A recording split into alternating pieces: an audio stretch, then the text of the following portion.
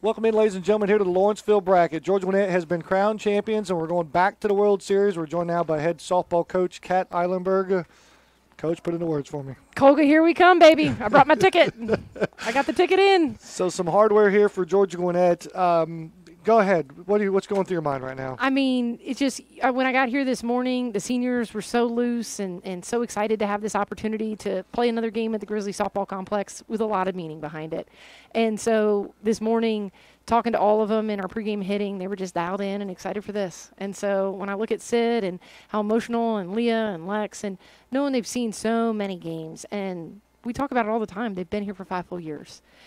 Claire and Josie, they've been here for 4 full years, and they came here to do things like this, and they believe in the way our program runs. And so that's what it comes down to is there's the Grizzly softball way, and it's unique, and it's ours, and they own that. And so it's amazing to see these women lead us to this opportunity again. We'll get into the game, and then we'll talk about the historical ramifications of what happened here today. But offense slowed out of the joint. Yeah. And so if I told you today we were going to play 11 innings of softball, but we only scored in 2 of them, what would you have said? Yeah, I just, you kind of feel it in your bones when I was aggressive early in the game, and I felt good about being aggressive, but then you know it has a mental effect on the team. And so we've been station to station all season. We get somebody on, we move them, and then we trust that we're going to execute, and if we have an opportunity to take a base, we will. So shame on me, if you will, because I know that kind of took some of our wind a little bit out of that first sail, but we were persistent. And, when Annalise is on the mound, you just feel like you have a chance to win, same as KB and same as Lex and Molly, and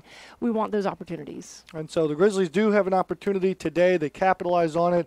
They go 3-0 in the bracket, but it seems like we played 5 different games today. Yeah. As a coach, are you managing emotions? Are you managing your lineup card? How do you manage the Grizzlies in the dugout with so many ups and downs and score changes and momentum changes? How do you put it all together there in your dugout? Well, it's hard when you're not the person that may be on the dirt.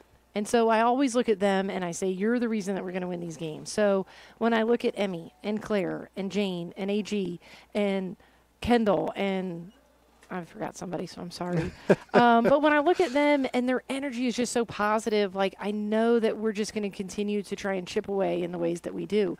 And it just creates like a looseness, if that's the best adjective I can come up with right now, that says, hey, we're in it for as long as it's going to take. And so, when things didn't look good in the 7th inning, I went out there and said, ladies, we're going to be here till the sun goes down playing softball. Yep. I signed up for a full day of softball, and I'm going to get my money's worth. And their faces looked at me like, well, we didn't sign up for that. And so I just wanted them to feel that composure, like we're in no rush to go anywhere. So let's just play one pitch at a time. And so you ask, what's it like on that side? Well, we've talked about one pitch at a time. Be present. Just be where your feet are. And so when they get a bad strike called, they look at me and I'm like, next pitch. We can't worry about that pitch. And so it's nice to see that they don't carry it back and forth, offense to defense. Sid P sat in that same chair, said the exact same thing. When she gets the intentional walk, it's the next pitch, it's the next at-bat, it's the next player. And so Josie Hawk comes up and bangs a 2 RBI single to give the Grizzlies the lead there. But go back, but move forward in the game to the bottom of the 10th. The game is on the line. Yep. Chloe Goins throws a strike to home plate, and Sid P applies the tag. And then from one fifth-year senior to the next, Leah McFadden comes up with the base hit in the top of the 11th. Yep. What does it mean for this program that's got 3 fifth-year seniors that are going to book in their careers with World Series appearances? I mean, that play in particular, you love when practice shows up in a game. You don't make that play if you don't practice it every single day, and we do. And so really to have these memories flood my mind about being in Springfield when – again, I'm a coach mom. My kids are babies, and they don't understand what's going on. And to have both of those moments come to full circle for them. But Sydney's an amazing woman. She's going to do great things, and Leah's an amazing woman, and Lex. And again, they came to this program when it was becoming a good program, when we had done a couple things, and they didn't want to leave here without the opportunity with their stamp. And my gosh, if they put their stamp on this season, and now we get an opportunity to keep it going. New season starts next week, and that's what I told them at the very end. Great job. New season starts, so we're going to refocus and dial it up.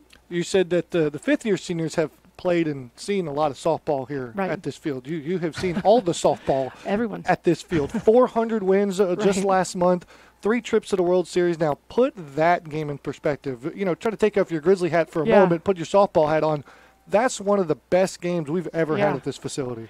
It is, because each team was relentless. And so you want a team that you're going to at least be respectful. And golly, do I have such respect for Coach Minnick and his Mariners, and I know how hard they fought for this. And I look forward to always competing against him. He's never said no to the opportunity to play us. And, we texted each other after the opening rounds were announced and said, well, one Georgia team's going to the World Series. And so if it can't be me, then I hope it's you. If it can't be you, I hope it's me. And that respect is so rare sometimes in sports, but he gave me a big hug, and he said, I hate it for my team, but obviously I'm happy for yours. So here we go.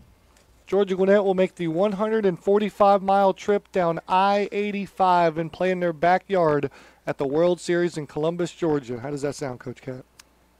Sweet. And it sounds sweet. Sweet indeed it is here, and that'll do it for us here from Lawrenceville, Georgia, and Lawrenceville Bracket. Georgia Gwinnett's going back to the World Series for the third time in program history.